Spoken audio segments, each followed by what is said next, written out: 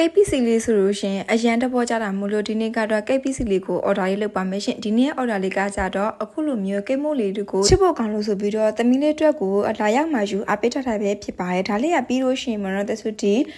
မြို့ဘက်ကိုတွားပြီးပုတ်ပေးရမှာပဲဖြစ်ပါတယ်အခုလိုမျိုးတကူတစ်ခါနဲ့ပေါ့နော်ယုံကြည်စိတ်ချစွာနဲ့လာရောက်မှယူအပိတ်အတွက်ကျေးဇူးများတင်ပါတယ်ရှင်ကိတ်မို့လေးကတော့ဆက်လက်မကိစ္စလေးပေါ့နော်ဒါလေးကိုတဆုကိုတိုင်းပို့မှာပဲဖြစ်ပါတယ်ရှင်ကိတ်မို့လေးတွေကိုမှာမယ်ဆိုလို့ရှိရင်တော့2ရက်ကြပြီးတော့မှာပေးပါနော်အခုလိုမျိုးခွင်နဲ့အလှဆင်လာတဲ့ဒီအယုတ်ပစ္စည်းလေးတွေကဆိုလို့ရှိရင်သမီးလေးတွေကအရန်ကိုမှတဘောကြကြတယ်ပေါ့နော်ဒါအပြင်ကမှမူနိကိတ်ပစ္စည်းလေးပါထက်တာတဲ့အခါကျတော့သူတို့တွေကတော်တော်လေးမှပြောကြပါတယ်သမီးလေးနဲ့အတူတူလာရောက်ပြီးတော့ကိတ်မခွဲကြမယ်နောက်ထပ်တငယ်ချင်းတွေကလည်းဒီကိတ်ကိုမြင်တဲ့ခါကျတော့ရှင်တဘောကျလိမ့်မယ်မြင်လင်းပါတယ်အခုဒီကိတ်မှုပစ္စည်းလေးကိုပေါ့နော်လာပြီးတော့မှာယူအားပေးတော့ကျေးဇူးများတင်ပါဒါလေးကတဆူလုံးဝရောင်းလို့မရပါဘူးရှင်ကိတ်မကတော့တဆူမှာဆိုလို့ရှင်လေးလက်မကလည်းစပြီးတော့ရတယ်ပေါ့နော်ဒါကတော့အသေးဆုံး site ဖြစ်ပါတယ်လေးလက်မကလည်းစပြီးတော့အကြီးဆုံးဖြစ်တဲ့စန္ဒမတီမှာယူအားပေးလို့ရပါတယ်ရှင်အခုလိုမျိုးစိတ်ဝင်စားရှိကြပြီးတော့ကျေးဇူးများတင်ပါတယ်နော်ကိတ်မလေးမှာလိုအပ်ချက်များရှိခင်လည်းပြောခဲ့ပေးပါအောင်နော်ဒီကိတ်မလေးကအရန်ကမှလည်းချစ်ဖို့ကောင်းတာမလို့မြင်ရသူအဖို့ပေါ့နော်တဘောကြပြီးတော့